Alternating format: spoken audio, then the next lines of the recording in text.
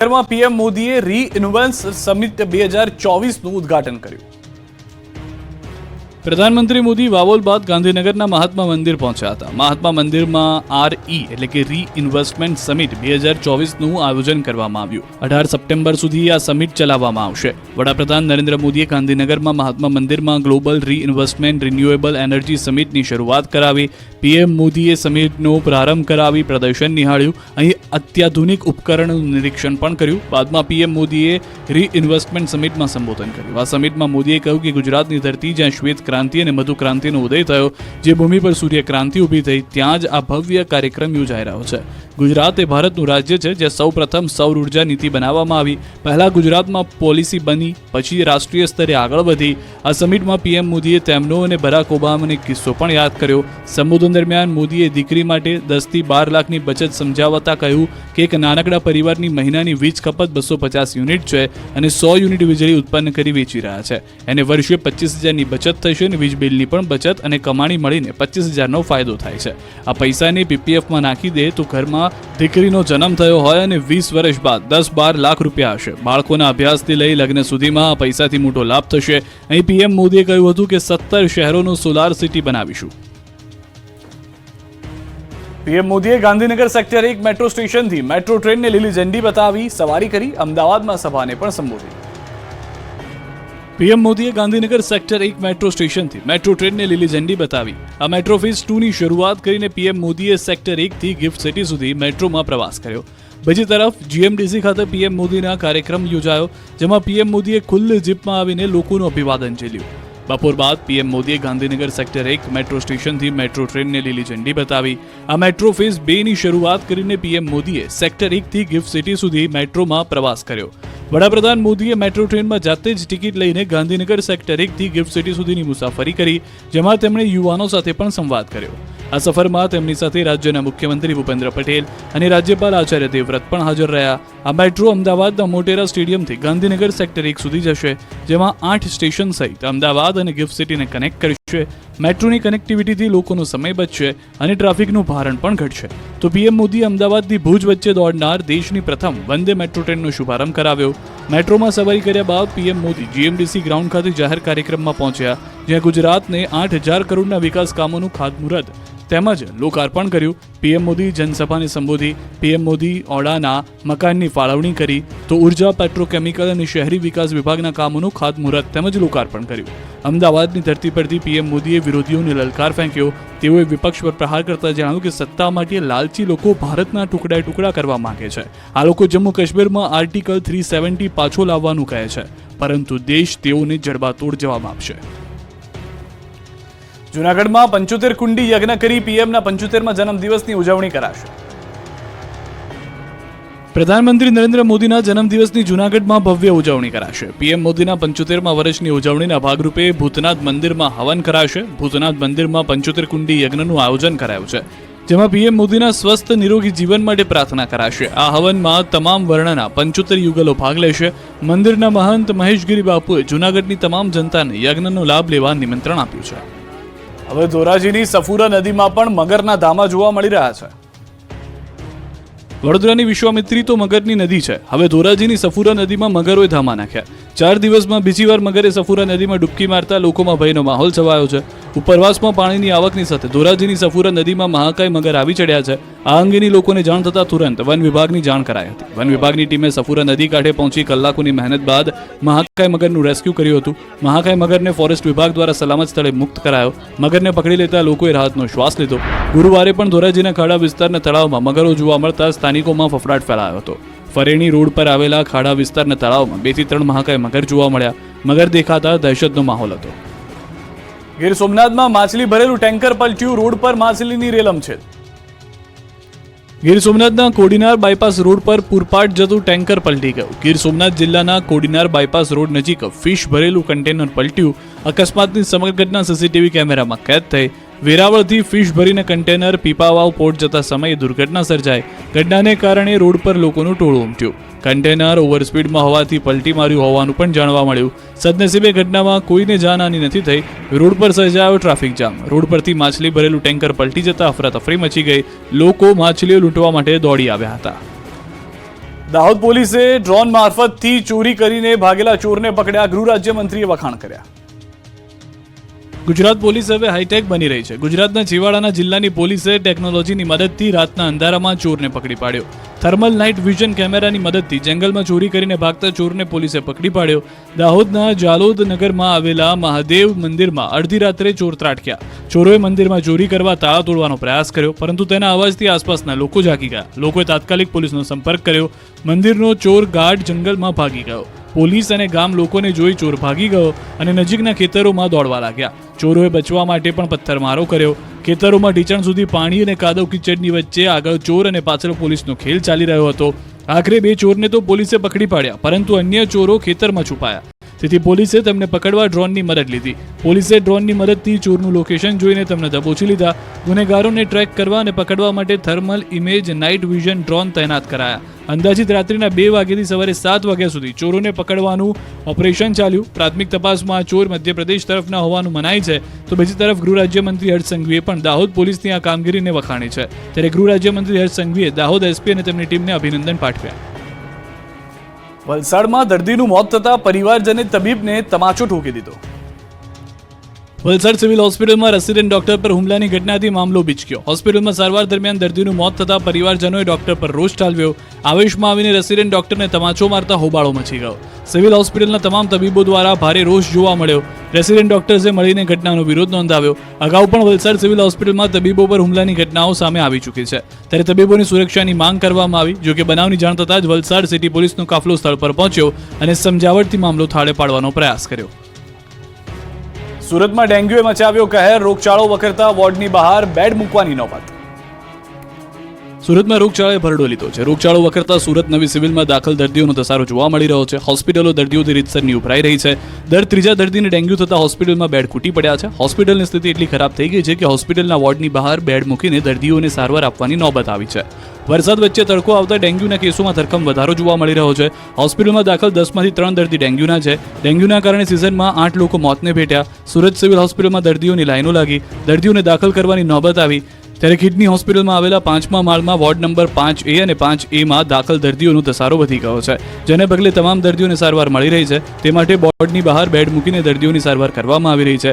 હાલમાં ડેન્ગ્યુના 30% શંકાસ્પદ દર્દીઓ હોસ્પિટલમાં આવી રહ્યા છે. ડેન્ગ્યુના મચ્છર દિવસમાં કરડે છે, તેને ટાઈગર મચ્છર પણ કહેવામાં આવે છે. તેથી દિવસમાં પણ ફૂલ સ્લીવ શર્ટ અને પેન્ટ પહેરવાની સલાહ આપી છે. ડેન્ગ્યુના લક્ષણો સાથે આવતા દર્દીઓ 4 થી 10 દિવસથી તાવ આવવાની ફરિયાદ કરી રહ્યા છે. વાલીઓ માટે લાલબત્તી સમાન કિસ્સો. સુરતમાં 1.5 વર્ષની બાળકી મેગ્નેટિક માળા ગળી ગઈ. સુરતમાંથી માતા પિતા માટે લાલબત્તી સમાન કિસ્સો જોવા મળ્યો. શહેરના ડિંડોલી વિસ્તારમાં રહેતી 1.5 વર્ષની બાળકી મેગ્નેટિક માળા ગળી જવાની ઘટના બની. બાળકી રમતી વખતે 18 મણકાની મેગ્નેટિક માળા ગળી ગઈ. માળા ગળી જતા બાળકીને 2-3 દિવસ પેટમાં દુખાવો અને ઉલટીઓ થવાની શરૂ થઈ. પરિવાર બાળકીને સારવાર માટે હોસ્પિટલ ખસેડતા ડોક્ટરે એક્સરે કરતા પેટમાં મણકાની માળા દેખાય. માળાને લઈને બાળકના આંતરડાની દિવાલમાં કાણા પડી ગયા. તેથી ડોક્ટરોએ આંતરડાના કાણાની સારવાર કરી બાળકીનો જીવ બચાવ્યો. સ્મીમેર હોસ્પિટલના તબીબોએ 3 કલાકમાં સફળ સર્જરી કરી માળા બહાર કાઢી બાળકીનો જીવ બચાવ્યો.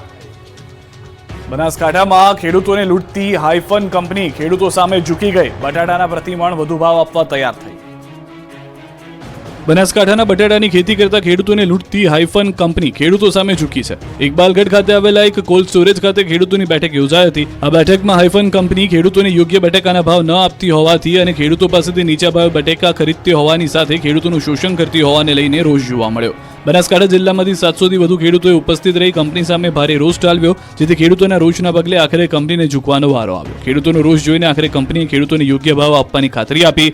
મહત્વનું છે કે બનાસકાંઠામાંથી ખેડૂતોને બટાકાનું બિયારણ આપતી અને બટાકાની ખરીદી કરતી hyphen food private limited company દ્વારા છેલ્લા ઘણા વર્ષોથી ખેડૂતોને અન્ય કંપની કરતાં ઓછા ભાવ આપતી તેમજ બટાટાના વજન અને પ્રોસેસિંગ પ્રક્રિયામાં ખેડૂતોને ઓછા ભાવ આપીને પરેશાન કરતા. પોખરાજ, કુકરી, બાદશાહ, મનાલી જેવી અલગ અલગ જાતોના બટાટાનું વાવેતર માટે પ્રતિમણે 270 થી 281 રૂપિયાનો ભાવ ચાલે છે. પણ હાઇફન કંપનીએ પોતાની તાનાશાહી શરૂ કરીને ખેડૂતોને પ્રતિમણે અન્ય કંપની કરતાં 19-20 રૂપિયા ઓછા આપતા ખેડૂતોએ વિરોધ કર્યો હતો. ગીર બોર્ડરના ગામડાના વિદ્યાર્થીઓએ શિક્ષણ બહિષ્કારની આપી છે ચીમકી. ભાર વગરના ભણતરના સ્લોગન તો તમે બહુ સાંભળ્યા હશે, પરંતુ તાલાલા ગીરના બોર્ડર પરના ગામડાઓમાં વિદ્યાર્થીઓ ભયવાળું ભણતર ભણી રહ્યા છે. જી હા, ગીર સોમનાથ જિલ્લાના તાલાલા તાલુકાના ગીર બોર્ડરને અડીને આવેલા ગામોના વિદ્યાર્થીઓ ભય તળે અભ્યાસ કરવા જઈ રહ્યા છે. જેનું કારણ છે વાહન વ્યવહારની અવ્યવસ્થા. પાણીકોઠા અને લીમદ્રા સહિતના આસપાસના ગામના બાળકો જાવંત્રી ગામે અભ્યાસ અર્થે જાય છે. વાહનની કોઈ વ્યવસ્થા ન હોવાથી બાળકો વન્ય પ્રાણીઓના ભય સાથે ચાલીને અભ્યાસ અર્થે જવા મજબૂર છે. 35 થી 40 બાળકો 2 કિલોમીટરનું અંતર કાપીને ભણતર માટે જાય છે, જેથી વાલીઓમાં ભયનો માહોલ છવાયો રહે છે. ત્યારે સરકાર સમક્ષ વાલીઓએ વાહનની માંગ કરી છે, જે વિદ્યાર્થીઓને ઘરેથી શાળા સુધી લઈ જઈ શકે. જો સરકાર આ બાબતે નિરાકરણ નહીં કરે તો આગામી દિવસોમાં શિક્ષણનો બહિષ્કાર કરી બાળકોને શાળામાંથી ઉઠાવી લેવા ચીમકી આપી છે. 7 દિવસ વરસાદથી રાહત મળશે, હવે ગરમીમાં શેકાવા રહેજો તૈયાર. ગુજરાતમાં વરસાદે વિરામ લીધો છે. રાજ્યમાં વરસાદની તોફાની ઇનિંગ બાદ મેઘરાજા થાકી ગયા હોય તેમ વેકેશનના મૂડમાં આવી ગયા છે. હવામાન વિભાગની આગાહી મુજબ આગામી 7 દિવસ સુધી ભારે વરસાદથી રાહત મળશે. રાજ્યના મોટાભાગના વિસ્તારમાં 7 દિવસ વરસાદના કોઈ એંધાણ નથી. રાજ્યમાં હળવાથી મધ્યમ વરસાદી ઝાપટા પડશે. છૂટાછવાયા વરસાદી ઝાપટા પડવાનું અનુમાન છે. સૌરાષ્ટ્ર કચ્છમાં આવનાર 7 દિવસમાં સૂકું વાતાવરણ રહેશે. અમદાવાદ અને ગાંધીનગરમાં આજે અને આવતીકાલે હળવો વરસાદ પડી શકે. અમદાવાદ ગાંધીનગરમાં તાપમાન 34 ડિગ્રી રહેવાનું અનુમાન છે. બીજી તરફ રાજ્યમાં વરસ્યો સામાન્યથી વધુ વરસાદ. 1 જૂનથી અત્યાર સુધીમાં 40 ઇંચ વરસાદ પડ્યો. રાજ્યમાં 46% વધુ વરસાદ ખાબક્યો. ગુજરાત પ્રાંતમાં 46% વરસાદ વધુ નોંધાયો, જ્યારે સૌરાષ્ટ્ર કચ્છમાં 73% વધુ વરસાદ પડ્યો. રાજકોટમાં એક દાદા 30 મિનિટમાં ઝાપટી ગયા 19 લાડવા, મહિલાએ આરોગ્યા 10 લાડુ. રાજ્યભરમાં ગણેશ મહોત્સવ ચાલી રહ્યો છે, ત્યારે રાજકોટમાં ગણેશ મહોત્સવ અંતર્ગત શહેરના રેસકોર્સ રોડ પર ભાજપ દ્વારા સિદ્ધિ વિનાયક ધામ ગણેશોત્સવનું આયોજન કરાયું છે, જેમાં વિવિધ સ્પર્ધાનું આયોજન થાય છે. સિદ્ધિ વિનાયક દ્વારા સતત 16મા વર્ષે લાડુ સ્પર્ધાનું આયોજન કરવામાં આવ્યું, જેમાં માત્ર 50 કિલો વજનના વડીલ ગોવિંદ લુણાગરિયાએ 19 લાડવા ઝાપટીને યુવાનોને પણ શરમાવી દીધા. તો ઘીથી લથબથ લાડુ ખાવામાં મહિલાઓનો પણ દબદબો જોવા મળ્યો. આ સ્પર્ધામાં 43 વર્ષીય સાવિત્રીબેન યાદવ 10 લાડવા આરોગી વિજેતા બન્યા, જ્યારે કે બીજા ક્રમાંકે 14 લાડુ આરોગનારા અશોક રંગાણી રહ્યા. 19 લાડવા આરોગી જનાર ગોવિંદભાઈ છેલ્લા 12 વર્ષથી લાડુ સ્પર્ધામાં ભાગ લે છે. તેઓ ખેતીકામના વ્યવસાય સાથે સંકળાયેલા છે. સાવિત્રીબેન યાદવ 6 વર્ષથી લાડુ સ્પર્ધામાં ભાગ લે છે, તેમજ દર વર્ષે તેઓ લાડુ સ્પર્ધામાં પ્રથમ ક્રમાંક મેળવે છે. લાડુ સ્પર્ધામાં 35 થી વધુ સ્પર્ધકોએ ભાગ લીધો. તમામ સ્પર્ધકોને સર્ટિફિકેટ આપ્યા, તેમજ વિજેતા ભાઈઓ બહેનોમાં પ્રથમ, દ્વિતીય અને તૃતીય ક્રમે આવનારને રોકડ પુરસ્કાર આપ્યા. ભાદરવી પૂનમનો મહામેળો હવે 16 કળાએ જામ્યો. 5 દિવસમાં 20 લાખથી વધુ ભક્તોએ મા અંબાના દર્શન કર્યા. વિશ્વ પ્રસિદ્ધ પવિત્ર યાત્રાધામ અંબાજીમાં ભાદરવી પૂનમના મહામેળા પ્રસંગે ભક્તિ, શક્તિ, તપ અને શ્રદ્ધાનું જાણે ઘોડાપૂર ઉમટ્યું. ત્યારે અનેક સંઘો માતાજીને અર્પણ કરવા ધજાઓ લઈને નીકળ્યા. ભાદરવી પૂનમનો મહામેળો હવે 16 કળાએ જામ્યો. દૂર દૂરથી પદયાત્રા કરીને અંબાજી આવતા માઈ ભક્તો મા અંબાના દર્શન કરી ધન્યતા અનુભવી રહ્યા છે. અંબાજી જતા તમામ રસ્તા ઉપર ભરચક માનવ પ્રવાહ ભક્તિભાવથી અંબાજી તરફ ઉત્સાહભેર આગળ વધી રહ્યો છે. અંબાજી ખાતે મિની મહાકુંભના દર્શન જેવો માહોલ જામ્યો. અંબાજીના માર્ગો ઉપર હાથમાં ધજાઓ, મનમાં માત્ર ભક્તિ અને આનંદ, ઉલ્લાસ અને લાખો માઈ ભક્તોના અંબાજી પગપાળા જતા અંબાજીના માર્ગો સુહામણા બન્યા. શક્તિપીઠ અંબાજી ખાતે ભક્તોનો મોટો ધસારો જોવા મળ્યો. અંબાજી આવતા તમામ માર્ગો માઈ ભક્તોથી ઉભરાઈ રહ્યા છે. નાચતા ગાતા ભક્તો હાથોમાં ધજાઓ લઈને અંબાજી મંદિરે પહોંચી રહ્યા છે. 5 દિવસ દરમિયાન 20 લાખથી વધુ માઈ ભક્તોએ મા અંબાના દર્શનનો લાભ લીધો. ત્યારે કર્ણાટકના કેટલાક સેવાભાવી લોકો સેવા કરવા અંબાજી પહોંચ્યા છે. અંબાજીથી 3 કિલોમીટર દૂર આ કર્ણાટકના 8 જેટલા સેવાભાવી લોકો ઇડલીનો કેમ્પ રાખી પદયાત્રી જતા શ્રદ્ધાળુઓને ઇડલી પીરસી રહ્યા છે. અંબાજી ભાદરવી પૂનમના મેળામાં 1,20,000ની નકલી નોટ ઝડપાઈ. ભાદરવી પૂનમના મેળાનો આજે 5મો દિવસ છે. ધૂમધામથી આ જગત જનની માં અંબાના ધામે ભાદરવી પૂનમનો મહામેળો યોજાઈ રહ્યો છે. ત્યારે મેળામાં ભક્તોની ભીડનો લાભ ઉઠાવવા એક ગઠિયાએ નકલી નોટો ઘુસાડી. ભાદરવી પૂનમના મેળામાં ભીડનો લાભ લઈ નોટો વટાવવા આવેલા યુવકને બનાસકાંઠા એલસીબીએ ઝડપી પાડ્યો. અંબાજી ભાદરવી મહામેળામાં વટાવવા આવેલા શખ્સને 500ની 240 ડુપ્લિકેટ નોટ સાથે ઝડપી પાડ્યો. ડુપ્લિકેટ ભારતીય ચલણી નોટ 1,20,000 સાથે એલસીબીએ એક ઇસમને ઝડપી પાડ્યો. બાબરના બુરેઠા ગામના ભરત પ્રજાપતિને ડુપ્લિકેટ નોટ સાથે ઝડપી પાડ્યો. આરોપી પોતાના ઘરે કલર પ્રિન્ટરમાં નોટો છાપતો. ઘરે જ કલર પ્રિન્ટમાં 500ની ચલણી નોટ છાપી પ્રસાદીના કાઉન્ટર પર નકલી નોટો વટાવવાનો પ્રયાસ કરતા રંગે હાથે ઝડપાઈ ગયો. બધી જ નકલી ચલણી નોટનો નંબર એક જ હોવાનું જાણવા મળ્યું. કૌભાંડમાં અન્ય લોકોની સંડોવણીને લઈને પણ પોલીસે તપાસ શરૂ કરી છે. સુરત પોલીસ માટે 48 કલાક પડકારજનક. ઈદ અને ગણેશ વિસર્જનને લઈને 16,000 સુરક્ષા કર્મીઓ તૈનાત. સુરતમાં ઈદ અને ગણેશ વિસર્જન મોટા પર્વની ઉજવણી સાથે શહેરમાં ઉત્સાહ ઉમંગ જોવા મળી રહ્યો છે. સાથે જ ઉચાટભરી સ્થિતિ પણ જોવા મળી રહી છે. સૈયદપુરાની ઘટના બાદ શહેર પોલીસ તંત્ર બંને પર્વને લઈને સતર્ક થઈ ગયું છે. 2 દિવસ પર્વને લઈને 48 કલાક સુરત પોલીસ માટે ખૂબ જ પડકારજનક રહેશે. આ માટે સુરત પોલીસ જમીનથી લઈ આકાશ સુધીના દરેક ખૂણા પર નજર રાખી રહી છે. સુરત શહેરના 25 જેટલા અતિ સંવેદનશીલ અને સંવેદનશીલ વિસ્તારમાં પોલીસ ટીયર ગેસના સેલ સાથે ઊભી છે. ગણપતિ વિસર્જન અને ઈદે મિલાદના જુલુસને લઈ સુરત શહેર ફરી છાવણીમાં ફેરવાયું છે. ભાગળ 4 રસ્તા પર પોલીસનો ચુસ્ત બંદોબસ્ત જોવા મળ્યો છે. પોલીસ હેડક્વાર્ટરની QRT ટીમ અને રેપિડ એક્શન ફોર્સ તૈનાત કરવામાં આવી છે. કોઈ અનિચ્છનીય ઘટના ન બને તેને લઈને ઠેર ઠેર મોટી સંખ્યામાં પોલીસ કર્મીઓ તૈનાત છે. સુરતમાં 80,000 જેટલી મૂર્તિઓનું વિસર્જન કરવામાં આવશે, જેના માટે 16,000થી વધુ પોલીસકર્મી બંદોબસ્તમાં તૈનાત છે. 320 ધાબા પોઈન્ટ રહેશે, જેના પરથી પોલીસ તમામ ગતિવિધિઓ પર નજર રાખશે. 3,000થી વધુ સીસીટીવી સાથે drone camera, body worn camera, વ્રજવાહનની પણ મદદ લેવામાં આવી રહી છે. સોશિયલ મીડિયામાં ખોટી અફવા ન ફેલાય તે માટે કંટ્રોલ રૂમની પણ ચાંપતી નજર છે.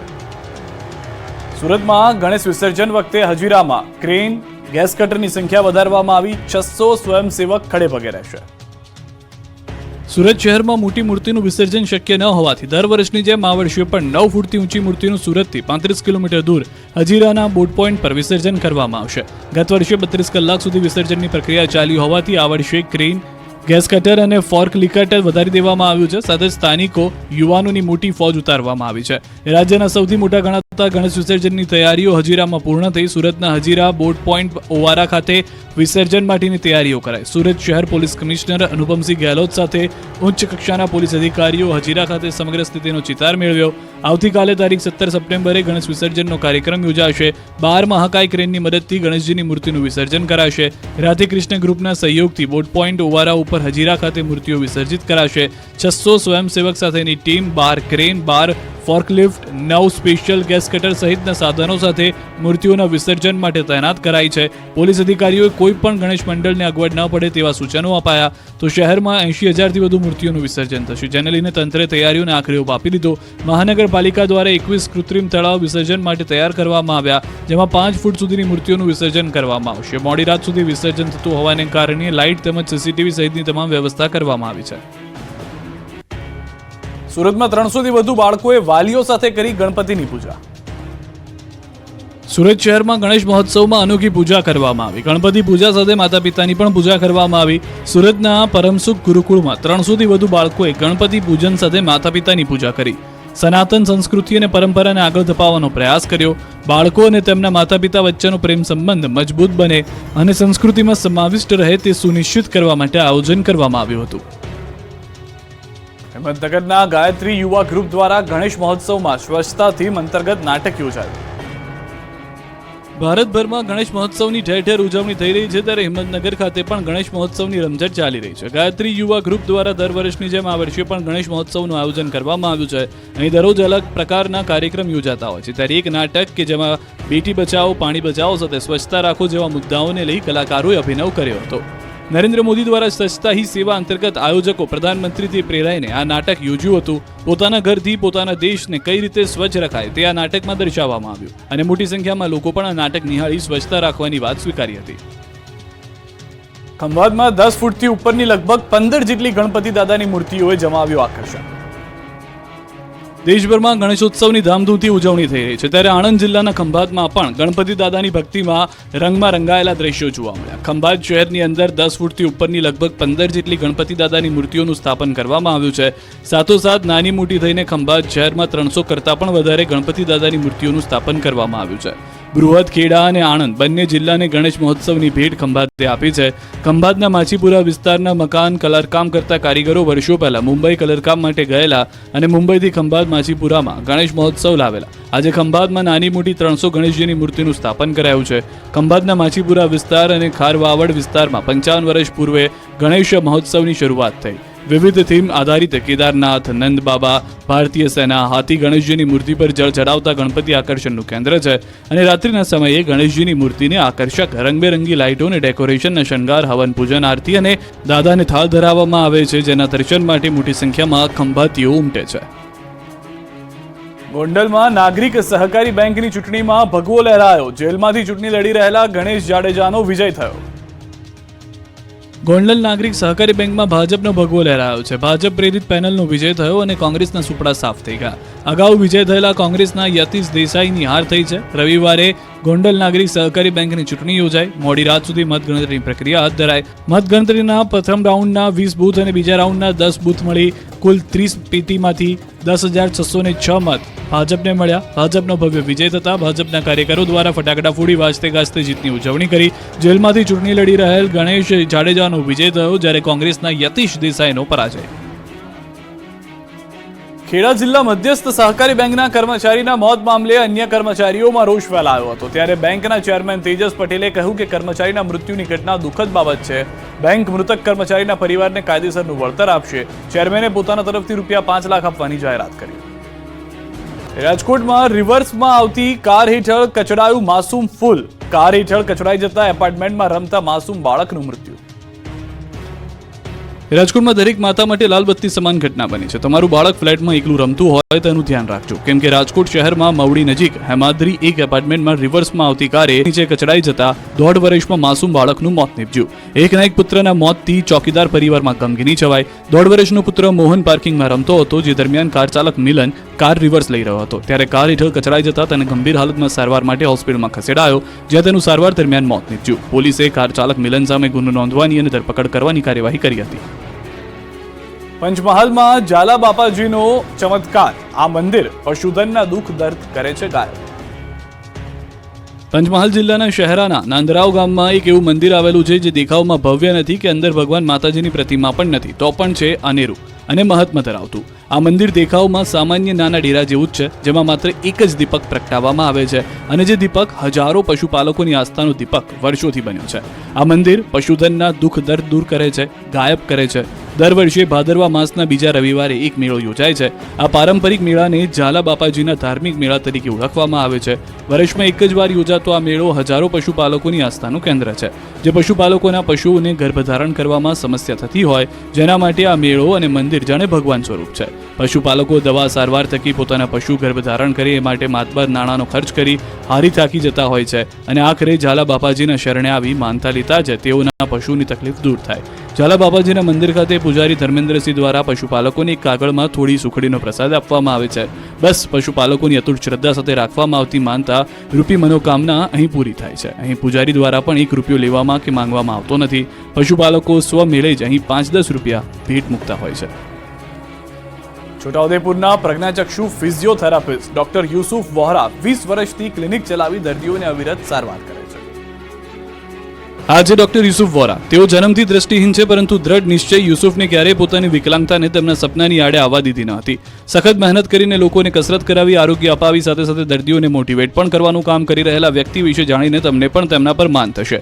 યુસુફ વોરા ફિઝિયોથેરાપીનો અભ્યાસ કરી ડોક્ટર બન્યા અને છેલ્લા 20 વર્ષથી છોટાઉદેપુર ખાતે પોતાનું ક્લિનિક ચલાવે છે. ડોક્ટર યુસુફ પ્રજ્ઞાચક્ષુ હોવા છતાં જાતે જ સમગ્ર ક્લિનિકનું સંચાલન કરે છે અને ક્લિનિકમાંના તમામ ઉપકરણોને આસાનીથી ચલાવી દર્દીઓને સારવાર આપે છે. ડોક્ટર યુસુફ પ્રજ્ઞાચક્ષુ હોવા છતાં લોકોને તેમના ઉપર પૂરો વિશ્વાસ છે અને તેમની પાસે ઇલાજ કરાવી તેમની કાર્યશૈલીને વખાણે છે. Doctor Yusuf mobile, social media અને લેપટોપ જેવા આધુનિક ઉપકરણો પણ નિયમિત ઉપયોગ કરે છે અને સામાન્ય વ્યક્તિની જેમ પોતાનું જીવન ગુજારે છે. ડોક્ટર યુસુફનો કિસ્સો દ્રષ્ટિહીન લોકોની સાથે તમામ માટે પ્રેરણાદાયી છે.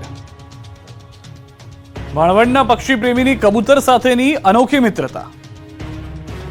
તમે મિત્રતાની વાત તો બહુ સાંભળી હશે, પક્ષી પ્રેમીઓની વાતો જાણી હશે, નિહાળી પણ હશે, પરંતુ દ્વારકાના ભાણવડના આ પક્ષી પ્રેમીની વાત કંઈક અલગ છે.